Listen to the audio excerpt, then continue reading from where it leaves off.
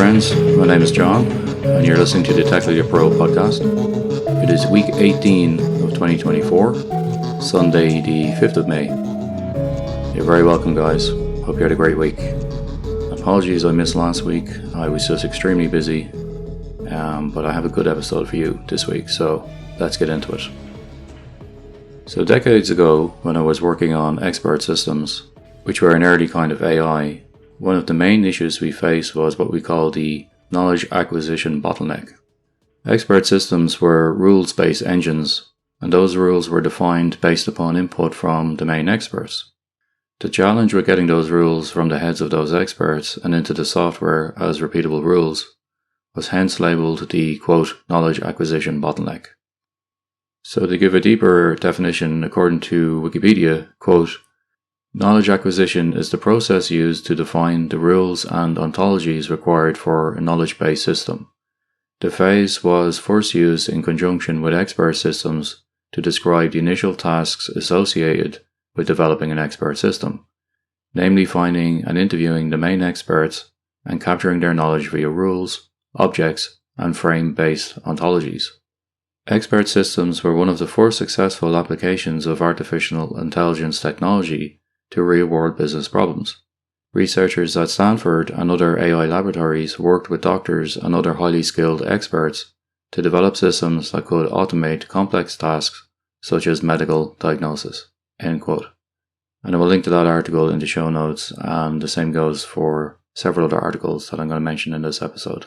You'll find all those in my show notes on my website, techleader.pro. So in simple terms, if you want to build an AI that could represent an expert like a doctor, you need to begin by interviewing many doctors on how they do their work and then capture them as rules in the system. This was the basic approach of an expert system back in the day. It was laborious, time-consuming, error-prone, and often the experts in question would simply refuse to cooperate. Modern AI systems are no longer knowledge-based expert systems, but instead are neural networks that aim to mimic the behavior of the brain. Such systems can learn via large quantities of clean data being loaded into their model, which is their representation of the world. So therefore, interviewing experts is no longer required, but vast quantities of data is required in order to train those AIs. In a previous episode, I shared my view that the web is already being mined for data for such models, but that may eventually be exhausted.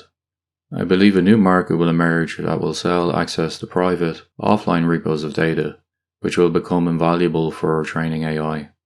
In my opinion, this is the new oil. According to an excellent article on the topic from 2018 entitled, "Did we just replace the knowledge acquisition bottleneck with a data bottleneck?"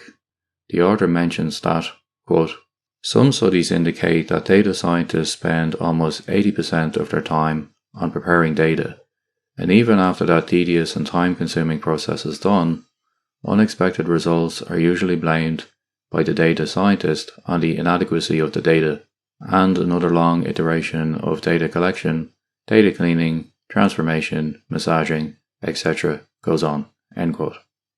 So put simply, if you think about AI as a child that needs to be fed, somebody has to prepare the meal.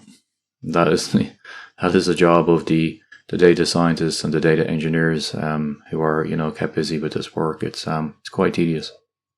So you got to source the data, clean the data, load the data, and then repeat.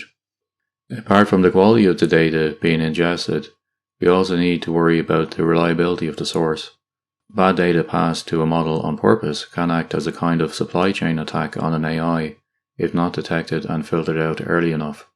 It's the classic garbage in, garbage out problem. In comparison, expert systems of old were easier to trust as the models were built by human hands, not by bulk training. In reality, guys, this space is not solved yet, but we are getting closer with each new generation of the technology.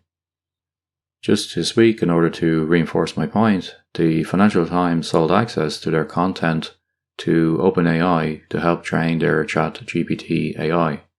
OpenAI said in a press release, quote, through the partnership, ChatGPT users will be able to see select attributed summaries, quotes, and rich links to FT journalism in response to relevant queries. End quote. So the Financial Times is a great example of what I'm discussing, which is a private repository of content. It's paywalled, so it's not open to everybody. You have to pay for access. Even as a reader, you have to subscribe to get access to everything. So they have a vast silo of data there for all the companies in the world. It's also a newspaper. They've got stock quotes. It's an amazing repository of data. So if you want to build an AI that knows about the economy and knows about business, training that AI on the Financial Times content is a no-brainer. And that is absolutely invaluable data for ChatGPT to get smart about finance. And by the way, as a side note, really since I read this, OpenAI has apparently removed this announcement from their website. I will link to the original article in my show notes, but it seems now that's drawing a 404, which is a bit weird. But if you search online, you will find references to other people reporting on this story. And I would expect many more such deals to happen in the future. So apart from that, what else did I do this week? I'm still working on my search indexer for grepper.org. I am seeing if I can include some basic images in the responses just to make it look a little bit more interesting to the end user, to try to embed some images from websites. I have to be very careful doing that because it's the internet, so there be dragons. So I have to be very careful selecting trusted sources for images for what I would be willing to include on my own website, so that nothing bad gets injected by mistake. So I'm doing some experimenting with that at the moment, and so far so good.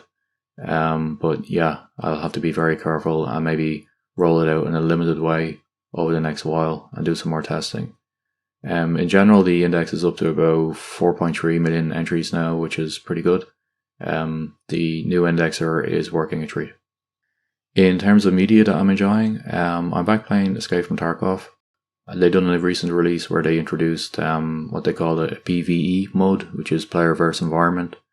So what that basically means is you're only going up against AI, as opposed to PvP, which is people versus people.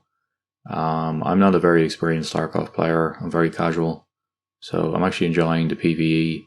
It suits my mode of playing, which is basically pretty random and pretty pretty intermittent, to be honest. So yeah, I think it's been fun. I've got back on that now in a big way. Spent several hours on it this week, so having a good time with Tarkov. Okay, I will leave it there, guys. I will aim to get another episode out next Sunday and try keep the cadence going of an episode every Sunday. So let's see how that goes. I will talk to you next week, and I hope you have a great week ahead. Take care. Bye bye.